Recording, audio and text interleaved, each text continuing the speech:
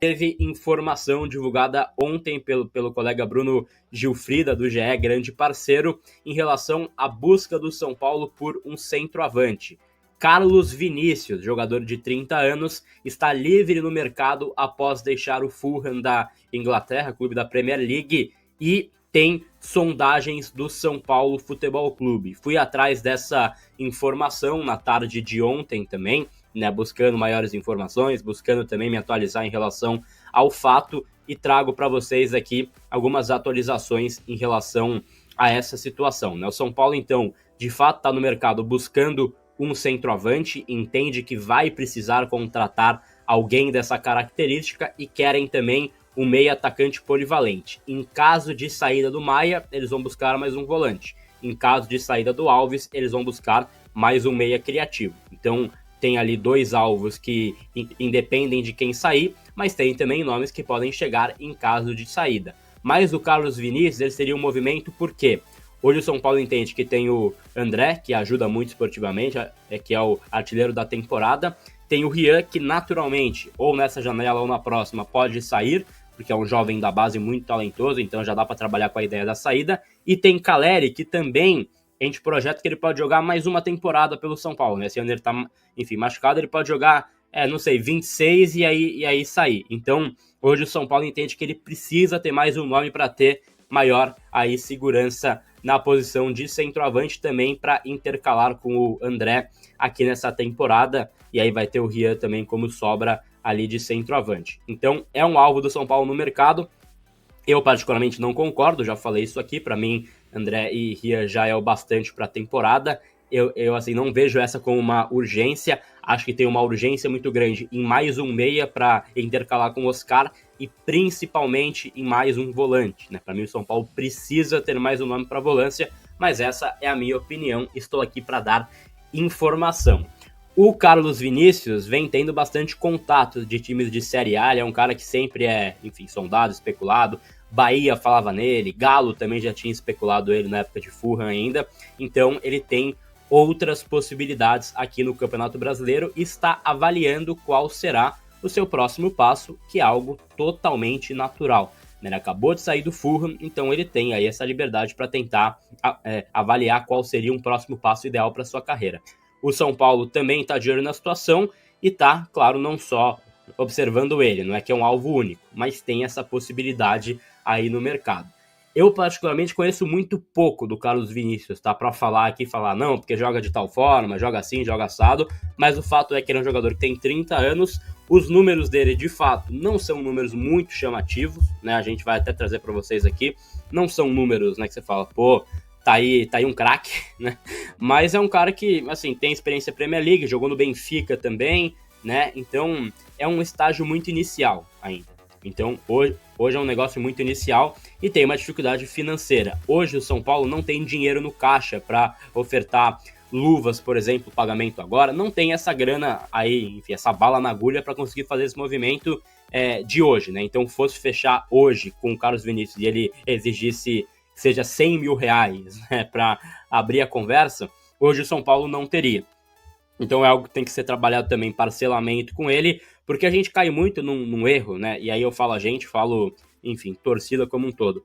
Cai muito num erro de achar que o cara livre no mercado é um jogador que ele é barato, né? Vem de graça, tá? O cara nunca vem de graça. De luvas, você paga, em muitas ocasiões, o preço de uma nova contratação, né? Então, acho que é importante pontuar isso também. Não é que tá livre no mercado que ele é barato, que ele assim, deixa de ser um cara que é caro, né? Então, acho que é também importante pontuar isso. E a gente tem aqui os números dele, ele fez 8 gols pelo Fulham, né? Pelo que a gente tem aqui de informação. Vou puxar aqui certinho os gols aqui do Carlos Vinícius, né? Pelo Transfer Market para passar para vocês. Mas é um jogador que seria, assim, uma dúvida, né? Não é um tiro certo. Acho que para nível Campeonato Brasileiro, um cara que passa assim, pela Premier League, geralmente ele tem mais cacuete de centroavante para conseguir colaborar, né? Ninguém chega num Fulham, apesar de não ser um time assim primeiro pelotão da Premier League, ninguém chega no Fulham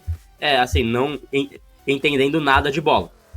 E aí eu acho que isso é algo que causa um impacto de certa forma. Mas a gente vai esperar aí os próximos passos. Até o G Júnior fala aqui no chat, né? Não pagando luvas pode trazer. Mas isso não acontece, né? O cara livre no mercado é a forma que ele tem de receber algo também. Então sempre vai ter luvas para contratar. E aí, claro que não é diferente com esse caso do Carlos Vinícius, né? Não é que ele é o jogador único no mercado que não pede luvas. Acho que todo mundo pede, vão sempre pedir luvas e ele não é um caso raro. Mas tá aí então o Carlos Vinícius, 30 anos já, então não é um cara que você pode pensar também em uma revenda de repente, né? Que isso é algo importante também, porque quando você contrata um cara que sai da Premier League, e aí não vou falar o caso Jamal, né? Mas ainda assim o caso Jamal, ele veio com 26 anos do Jamal. Cara, você pode pensar com muito otimismo que a gente tinha na época, que de repente ele é um cara que pode render uma venda futura e tudo mais. Mas acho que o Carlos Vinícius com, assim, 30 anos, né, uma venda muito cara ele não teria. Então ele tem 212 jogos na carreira e 78 gols, 33 assistências. No Fulham ele tem 8 gols e 3 assistências em 52 partidas. No Benfica já são números melhores, né? 24 gols e 13 assistências em 50 partidas, 8 gols que ele deixou na Premier League. Não é um número chamativo, mas é um número considerável, né? O cara conseguiu, principalmente no Benfica, deixar os seus golzinhos. Mas já falei, eu particularmente não faria esse movimento, tá? Eu particularmente não faria, porque acho que o São Paulo não precisa de mais um centroavante ganhando muito. Acho que hoje o São Paulo pode explorar mais o Rian, pode também usar bastante o André, que tem uma limitação técnica na visão de muitos, pode ter, mas ele é um cara que ajuda, ele empurra pro gol, ele consegue colaborar. Acho que ele tá caindo naquele mesmo mal do Luiz Gustavo. Ele não é um jogador que chegou para jogar 45 jogos em um semestre, mas ele tá tendo que jogar pelas ausências. E aí você mostra mais instabilidade quando você joga muitos jogos em sequência. É o mesmo caso do Luiz Gustavo na última temporada. Ele foi contratado para ser uma opção no elenco. Aí machucou todo mundo, ele teve que jogar 40 jogos seguidos e aí ele infelizmente falhou no jogo mais importante, que era o jogo da Copa Libertadores. Isso assim mostra que ele é ruim? Não, acho que ele é um bom jogador, mas tem uma limitação também ali de ritmo de jogo, ele não estava acostumado com essa sequência. Eu vejo dessa forma, pelo menos. Acho que é o assim, mesmo mal para muitos que está sofrendo o André Silva, e acho que isso, assim, entre aspas, entre muitas aspas, isso é o que explica aí essa busca por um novo centroavante, que eu particularmente não concordo, tá? E aí saíram muitas informações, porque vai vir não sei quem da Ferroviária e tal. Cara, até fui buscar essa informação na época e trouxe para vocês que eu, assim, pelo que eu busquei, não teria fundamento essa busca por um centroavante aqui do futebol paulista. A gente vai ver o que vai ser os próximos passos. Mas essa informação, eu não vou falar da apuração dos outros, porque essa eu realmente não tenho, tá? Então, acho que só pra a gente pontuar assim, né, que o pessoal tá falando aqui, então, mas tem que vir ele, que senão veio o Carlão da Ferroviária. Eu não tenho essa apuração, tá? Mas, obviamente, respeitando quem trouxe aí essas informações pra galera. Bora lá, primeiro assunto, Mike. Quem é o Mike? Você conhece, né? É lateral do Palmeiras, há muito tempo tá no Palmeiras, né? É um cara que, na minha opinião, é muito bom jogador, já tem uma idade elevada e essa talvez seja a sua pior temporada em relação ao físico, em relação ao desempenho, talvez, né? Pelo que eu vejo os palmeirenses falando, não é um cara que tá ali jogando muito, que tá desempenhando muito. Enfim, tá em outra função agora com o Abel também, né? Muitas vezes aparece ali de meia direita, ponta direita. Foi assim em alguns momentos, né, da era Abel no Palmeiras, mas bora falar sobre esse assunto. O Mike tem contrato até o final desse ano. Então agora, metade do ano, ele pode assinar um pré-contrato com algum outro clube. Minha opinião, tá, sobre o Mike. Eu acho o Mike um bom jogador, muito bom jogador. No meu ponto de vista, é um cara que no Palmeiras, quando tem oportunidade, ele desempenha. Normalmente foi assim, né? Quando teve oportunidade em jogo grande, ele apareceu. Final de Libertadores, apareceu bem. Outras partidas importantes, decisivas em Brasileiro e em alguns outros campeonatos, também aparece bem. É um cara que... Só que aí a gente chega num ponto, né? De que, putz, cara, mas e a idade do Mike? O Mike já tem uma idade elevada. E o perfil de contratação de São Paulo? São Paulo não tem dinheiro. Aí vai contratar mais um jogador experiente, que deve ter um altíssimo salário no Palmeiras. Vale a pena ou não vale? Chega nesse ponto também. Então tem que ser muito transparente, né, em relação a isso, para saber se vale a pena ou não. Só que é um jogador que, de fato, o São Paulo sondou a situação dele. O São Paulo sondou a situação, quer entender um pouco mais, porque pode estar de saída do Palmeiras. O Abel tem muito essa característica, né, junto com a diretoria, de que, putz, pô, é um cara que foi muito importante, que o Abel gosta bastante, mas que chega um momento ali que chega no limite, né, já tá há muito tempo no clube. Foi assim com o Felipe Melo, foi assim com o Dudu, e o Dudu saiu conturbado, né, mas é assim com alguns jogadores, Daverson também. Então o Palmeiras não tem muito esse rabo preso entre muitas aspas, né, esse termo aqui, mas com jogadores mais experientes, e quando o Palmeiras sente que é o momento de libertar o jogador mais experiente, o Palmeiras liberta. Esse é o primeiro ponto, Mike. O Mike é um jogador que vai completar, se eu não me engano, 33 anos, lateral direito, joga também agora como meia direita, como eu falei, e é um jogador que o São Paulo poderia estar atrás aí na janela de transferências. Eu vou falar sobre a janela também, no modo geral, só que antes, Carlos Vinícius. O que é que tem de verdade no Carlos Vinícius? E agora vai entrar rapidinho aí os números dele e eu falando por cima para vocês. Esses são os números do Carlos Vinícius aí pelo Fulham. Os números são ruins, né? Vamos ser muito sinceros aqui, galera. 100 gols praticamente. E também no Galatasaray, que são pouquíssimos gols também. Podemos ver aí alguns jogos no banco também, mas são pouquíssimos gols para um atacante. E é o que preocupa um pouco. Vocês viram aí, é um atacante que está há muito tempo na Europa, atacante mais experiente, só que os números, pô, desculpa, mas não me agradam nem um pouco, né? Você para ver os números do Carlos Vinícius num passado recente assim, não agrada, muito pelo contrário. Então é a restrição que eu tenho. Pô, o cara vai fazer 30 anos já no caso. Carlos Vinícius é um jogador que não vem em fase boa, no Galatasaray, enfim.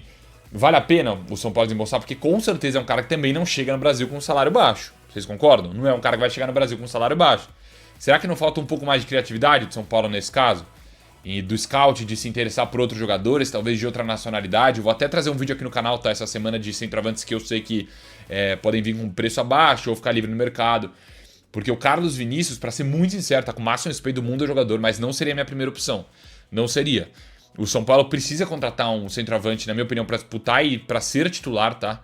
E aí o Rian, que é um jovem que está em desenvolvimento, claro, mas tendo mais oportunidades, ali junto com o André Silva também aparecendo no ataque de São Paulo, os dois disputando posição ali para entrar também, né? É importante ter elenco. O André, por exemplo, vinha de sei lá quantos jogos seguidos, sentiu um incômodo, então é perigoso isso, né? Ainda mais no momento que o São Paulo tem muitos jogos e jogos decisivos na temporada. Libertadores vai ser decisiva, óbvio, sempre é. Copa do Brasil sempre é decisiva. Brasileira ali na parte de baixo vai ser decisiva, se não se ligar vai cair para a segunda divisão. Então o São Paulo precisa realmente de contratar. Eu falei com uma pessoa ligada ao São Paulo recentemente, tá? E a minha informação aqui, junto com uma opinião, uma pessoa que está presente ali no dia a dia do clube, a pessoa me falou, cara, tem que usar a voz assim para falar. O São Paulo precisa contratar umas 3 peças, umas 4 peças legais, assim. E claro que não tem dinheiro para gastar, né? Muito porque hoje tem uma dívida bilionária, né? Então não tem muito dinheiro para gastar. Mas o São Paulo precisa de talvez uns jogadores experientes, alguns, e jogadores para chegar e jogar. Talvez uma Libertadores, né? Até porque o Lucas deve voltar depois do Mundial, só que é um jogador que esse ano vem jogando pouco, né? Em relação ao que estamos acostumados. O Oscar também.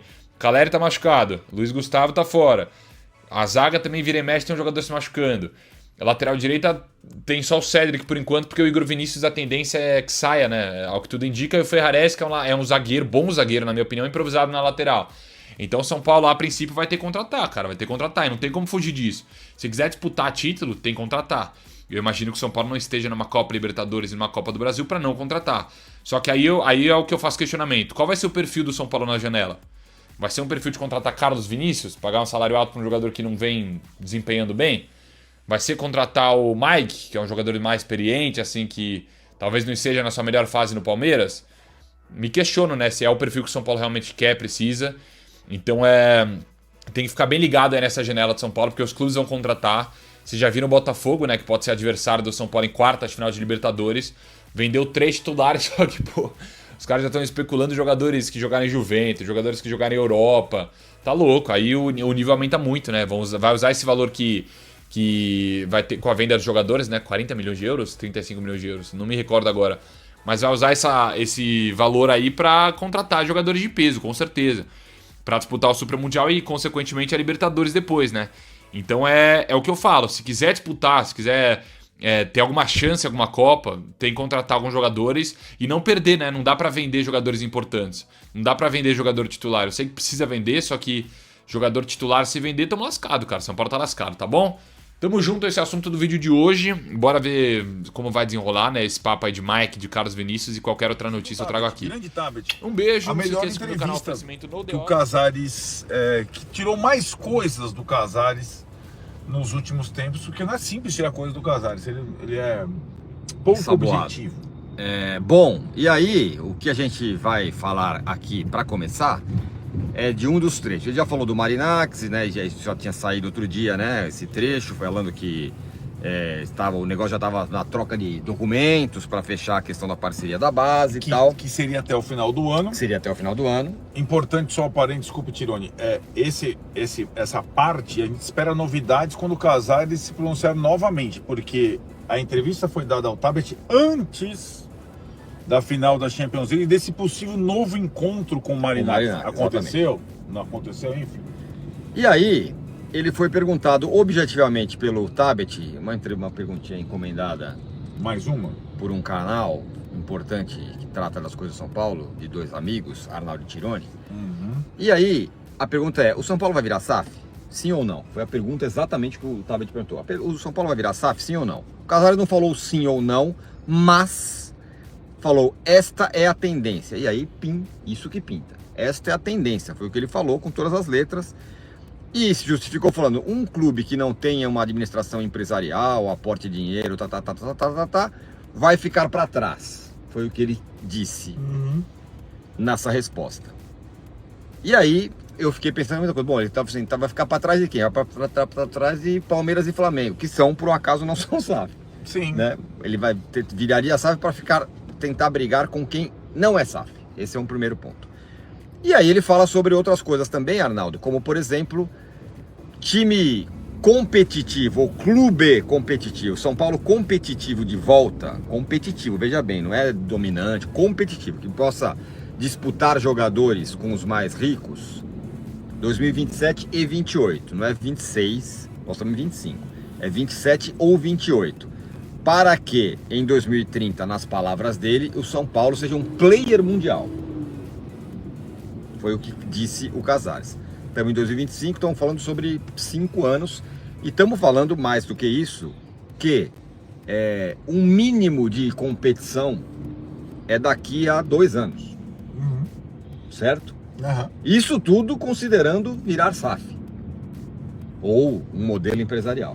Não, aí eu acho que são para mim coisas distintas. Não. Acho que a gente são, aliás, temas que eles se conversam, mas eles não são necessariamente conectados, né? A transformação de um clube como São Paulo em uma SAF demanda estudos, projetos, aprovações de conselho, mudança de estatuto e tal. Eu acho que é uma coisa... Não, sim, mas só Vamos lembrar só esse primeiro tema, SAF. A entrevista que... Claro que as entrevistas do Casares muitas vezes vão desmentindo a entrevista anterior, né? Mas quando ele foi candidato e depois ganhou a eleição no São Paulo, o que ele dizia para todos, inclusive para nós não seremos o primeiro clube a virar SAF e nem o último. Foi essa a frase, certo? Agora, eu falei sobre SAF porque na resposta, na minha interpretação, ele considera que essas condições do São Paulo virar um player mundial, blá blá blá, não é só FDIC, não. Aí precisa de grana e precisa de alguém botando grana. Sim, não necessariamente o modelo SAF, né? Como você falou, Flamengo e Palmeiras são administrados empresarialmente. Não, mas no caso do São Paulo ele diz. Mas nesta pegada, não. Ele precisa de alguém com grana. Então, mas aí nós vamos na primeira resposta. A questão da parceria da base com o Marinax. Sim. Não é transformar o clube em SAF, né? Isso, ele está tentando outras alternativas, né? E uma parceria, primeiro na base, que é onde tem mais dinheiro, onde o São Paulo será majoritário na sociedade, segundo ele, antes que defina, talvez como última hipótese, virar uma SAF, colocar o clube à venda, né? Não, sim, isso sem dúvida. Mas quando a gente fala de uma parceria na base, que é o negócio mais estratégico e importante do clube, e que... Aí, parou, deu uma parada aqui, né? Por que não? O cara tava na pista da esquerda, atravessou 7 pistas para pegar um passageiro na direita, tá tudo bem. Mas o que eu quero dizer assim, o Casares me parece, com o Fidik, não sei o que, ele parece estar indicando que com as próprias pernas atuais não vai dar. Sim, mas eu acho que o Fidik não está isolado, mas é o Fidik e Marinakis, né? E parceria isso na mesmo, base. Isso mesmo. Não, então, e a parceria da base, nos moldes que ele está tentando, como ele mesmo diz, é uma coisa inédita e que eu acho que visa, num primeiro momento, não transformar, tirar a independência do clube, o controle do time, do clube sobre o futebol do clube. Não é um projeto SAF, Sim. né? E acho que essa é o que ele... tanto que na resposta, não é SAF, não sei o que lá, não precisa ser SAF, não sei, ele para mim, essa entrevista dele, como eu falei no G4, e as atitudes dele em relação à Fidik, a procura de um parceiro para a base, indicam que a administração dele financeiramente fracassou. O Sim. que ele imaginava Esse é o ponto. no início, ele não conseguiu fazer. Mesmo multiplicando as receitas, o clube não consegue se pagar, né? Na gestão dele. Gestão dele. Exatamente. A galera tá mandando mensagens aqui, vamos ver aqui, se eu pego alguma. Não há transparência em nada, diz aqui o Jair Olímpio. Tem que tentar adivinhar, sim. Porque Aí tem que tentar traduzir mais ou menos pelo que a gente conhece, pelo que ele vai falando. E o Eric fala, se for rebaixado antes de 2030, vai virar SAF logo? Então, aí é aquele sucatear para vender mais fácil, né? Pedro de Francisco, Arnaldo disse que a gestão Casares fracassou. Se o São Paulo for campeão da Libertadores, esse ano vai falar o quê? Não, então... talvez não sei. Não, mas eu acabei de nominar. Financeiramente ela fracassou. Sim. Até porque ele projeta o São Paulo saindo do buraco depois que ele sai do poder. Sim. Então em 6 anos... ele vai dizer que não, eu Tudo trilhei bem, o caminho. Tudo bem. Certo. Isso seria uma conquista, uma readequação de rumo, mas a gente precisa pagar para ver, literalmente, né? Sim. Ele, se conseguir isso, ótimo, né? Se conseguir colocar nos trilhos, no trilho do azul, né? Ótimo. Mas aí acho que a gente tem a segunda resposta, que ela complementa aquilo que você perguntou pro Márcio Carlomagno lá atrás, que é o que o torcedor, que mais interessa ao torcedor. Quando eu vou ter um time bom, né? O Márcio Carlomagno, o São Paulo pode começar a ter beber água limpa, beber água limpa, a expressão, na janela do meio do ano de 26, ou seja, daqui a um ano ele pode ter condição de contratar um jogador. Não os melhores jogadores. São Paulo não tem condição de contratar nenhum jogador nesse momento. Sim. Zero, né? Exatamente. A não ser que saia outro. O São Paulo de novo vai ter a menor janela entre os 20 clubes agora no meio do ano. E aí, janela de 3 meses. Sim. O que o Carlos Magno fala, não é que no ano... O Água Limpa, eu entendi, acho que da mesma forma que o Tironi. Não é o São Paulo vai virar o Palmeiras e o Flamengo em junho de 26. Não. Vai começar a operar no azul. Exatamente. Ou pensar em operar no azul. Exatamente. Sobre isso e eu aí quero... aí ele fala, aí o Casares vai além. Isso. Fala 27 e 28 para começar a competir com Palmeiras e Flamengo por jogadores, certo? Sim. Começar a competir 27 e 28 e aí em 30 lá no Centenário ser o player e tal. A questão é, o recado tá claro, pelo menos essa declaração foi a entrevista mais recente, que o São Paulo em 2025 não terá time forte e também não terá em 2026. Sim. O Douglas aqui fala, se o São Paulo e Palmeiras e Flamengo não se organizaram com as próprias pernas, um precisou de um mecenas e anos de patrocínio acima do mercado. O outro sempre ganhou direitos de TV desproporcionais, que é o caso do Flamengo. Não foi por competência. Mas assim, o Flamengo ganhou... O Flamengo ganhou...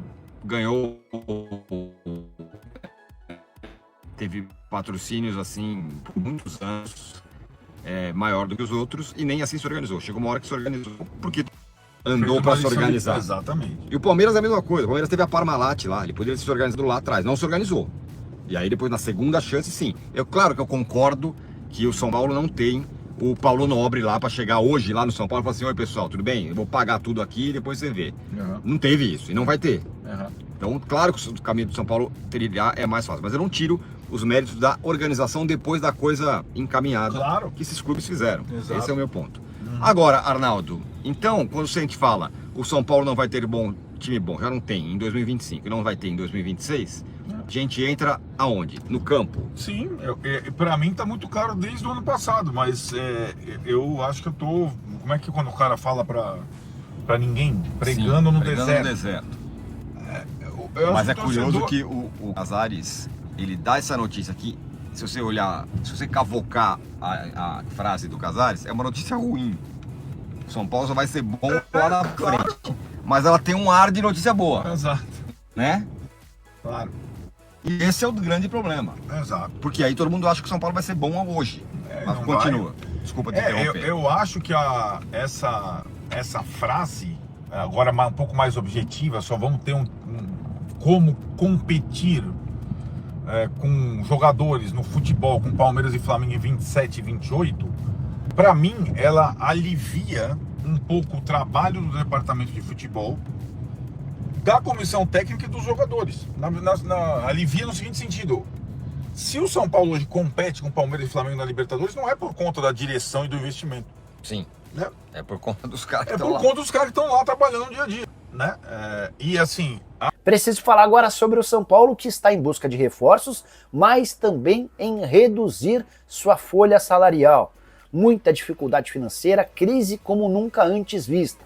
E uma folha, de acordo com um dos conselheiros, Flávio Matos, de 26 milhões de reais por mês, que faz do São Paulo dono de um dos elencos mais caros do país. Pois bem, para contratar jogadores, São Paulo vai precisar abrir mão de outros.